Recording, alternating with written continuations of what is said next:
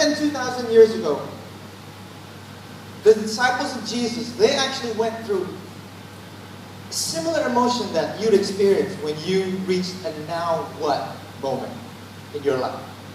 Maybe you've been through these now what moments. Maybe you studied for a test and you do your best and you know that your parents are expecting a certain grade to come, and when you get those grades, you didn't perform as well as you think you should, and you go, oh no, now what? Maybe some of you dream of going to another higher education. Soon you're gonna apply to college and whatever it is you're gonna do next, but you didn't get what it is that you want, and you put all your hopes into getting that you want in your life, and you're like, now what? Maybe some of you, I don't know, maybe some of you at home, you're just not having the best time with your parents and your siblings. Maybe they're fighting, maybe they're in your room, listen to them argue, and there's nothing you can do, and you're stuck, and you go, now what? Now what? What am I supposed to do? The disciples were in a similar situation. And here's the thing. When you're confused, when you're frustrated, when you're disappointed, and you're wondering, now what? Typically, people will respond in 4 different ways.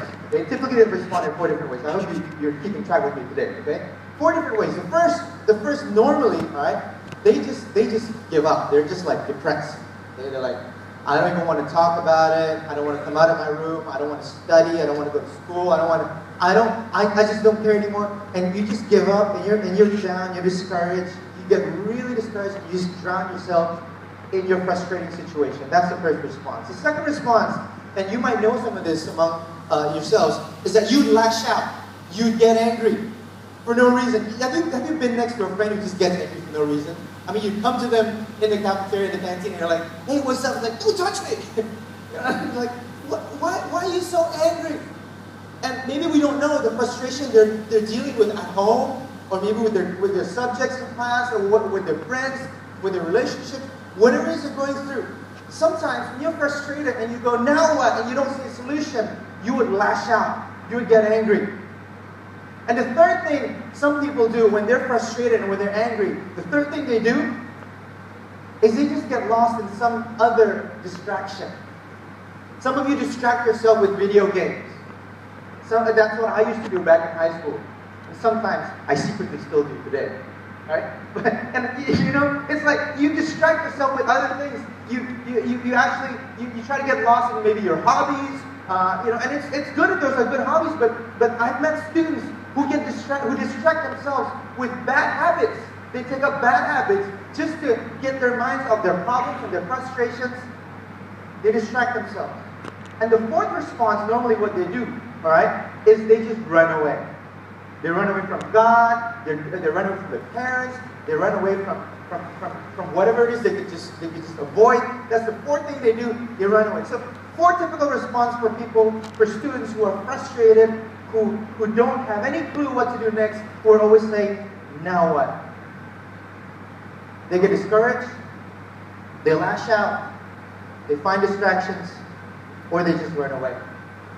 And the disciples of Jesus Christ, almost 2,000 years ago, they had these same 4 options as you and I do today.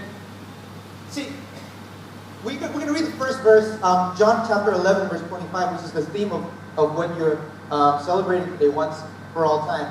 John chapter 11, verse 25 to 26. Jesus said to her, I am the resurrection and the life. Now listen, Jesus said this when he was still alive. Okay? This is before the crucifixion. This is before the resurrection. Jesus actually told the disciples that I am the resurrection and the life. The one who believes in me will live even though they die. And whoever lives by believing in me will never die. Do you believe this? And all the disciples, they go, yeah, we believe you. Why do we believe you? Because we've seen you walk on water. Because we've seen you give food to 5,000 people, 4,000 people. You did it twice with only little supplies. You were able to multiply that. So we believe you. And we've seen you raise somebody who was dead. His name was Lazarus in the Bible. We've seen you do all these spectacular things. And you know what? Whatever you say, we'll believe you. We'll follow you. And all these disciples, they've left their families. They've left their friends. They've left their hobbies. they've left their life, they've left everything. Why? Because they want to follow Jesus. They want to follow Jesus because they know wherever Jesus is, they don't have to be afraid. Wherever Jesus is, they're not going to find any lack. They're not going to lack anything. Wherever Jesus is, anytime they're sick, He can just heal them right on the spot. Wherever Jesus is, they can follow. And the thing is, they put all their hopes in Him. And if you understand a little bit of history, okay, just a little bit of history, this is awesome Bible history, and which is world history. Back then, right, the Jews were under the rule of the Roman Empire. I mean, they were oppressed, they were persecuted, and they were waiting for a Savior to set them free. So they left everything and just followed Jesus. And Jesus said, well, I am the resurrection and the life, and if you believe in me, no one will need to die. But we know what happened. Moments after that, they saw Jesus, all powerful, all miraculous, spectacular. The one who they put all their hope in was crucified. And He died. And along with Jesus, their hopes died with Him. See, they didn't know the story the way we know it today.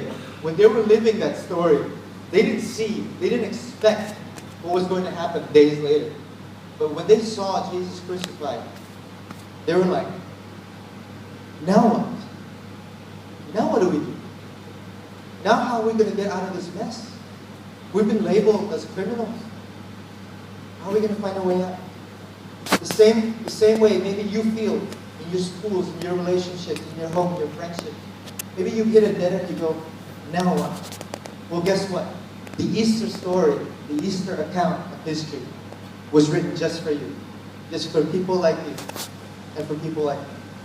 I'm going to read to you a quick story, just a quick account, and we're going to be done after this, of a character in the Bible called Mary Magdalene. Have you guys heard of Mary Magdalene? If you have, just nod your head. Yeah? You have? Okay. This is not Mary, the mother of Jesus. This is a different Mary, okay? So Mary's one of Jesus' followers. And we're going to pick up a story where after Jesus was crucified, after Good Friday, everyone was disappointed, and she just wanted to visit. She wanted to check out the tomb, and you know, probably she hasn't given up as much as the other disciples have. Every of the disciples, they're either discouraged, they wouldn't come out of their houses, they're running away. Some of them might be angry, we don't know, there's no account of that. Some of them might have found another distraction. We see accounts that some of them actually went back to their old jobs and they've left Jesus completely. But Mary one day, Mary Magdalene decides to visit the tomb where Jesus was buried. And I'm going to read to you this short account. Early on the first day of the week while it was dark, Mary Magdalene went to the tomb, saw that the stone has been removed from the entrance. So she came to the tomb and was like, why is this tomb open? Why has the stone been rolled away? She doesn't know what's going on. She's confused. So she came running to Simon Peter and the other disciples, the one Jesus loved, and said, they have taken the Lord out of the tomb. We don't know where they put Him. So for Mary, can things get any worse? First of all, the one who she's put all her hope in has been crucified and died when they didn't expect that He would be crucified and die. They didn't expect that at all. And now that He's actually dead, she thought, you know what? I can always go to the tomb where He was buried and remember all the good memories, all the amazing miracles, all the spectacular things that He's done. I can always visit the tomb to remember. But now she's there. And she's like, the body's gone. Can things get any worse? It started from now on to like, seriously? Like, now what? That was how she felt. That was how the disciples felt. Now when Mary stood outside the tomb crying, she wept. She bent over to look into the tomb and saw two angels in white. Whoa, okay, that must have been shocked or something, unless she didn't realize those were angels. Okay? Seated where Jesus' body had been. One at the head, the other at the foot. They asked, woman, why are you crying? So the angels were talking, they're like asking her, why are you crying? They have taken my Lord away, she said, and I don't know where they put Him. At this, she turned around and saw Jesus standing there, but she did not realize that it was Jesus. She asked her, woman, why are you crying? So picture this, okay? She's looking for Jesus. She's looking for a dead Jesus. Alright? And she saw two angels. But at this point of the story, it was Jesus standing beside her, in front of her. But she did not recognize it was Jesus. Okay? So the person she was looking for was right there, but she didn't see Him. He asked her, "Woman, why are you crying? Who is it you're looking for?" Thinking he was the gardener, she said, "Sir, if you've carried him away, tell me where you put him, and I'll get him." Jesus said to her, "Mary." She turned towards him and cried out in Aramaic, "Rabboni," which means teacher. So Jesus calls her name, Mary. Then she turns around and she recognizes him. She recognizes that it was actually Jesus. Now, just a few things that we want to pick out of this short account, okay? So obviously we know, and we're celebrating today that Jesus actually rose. That was Jesus talking to Mary.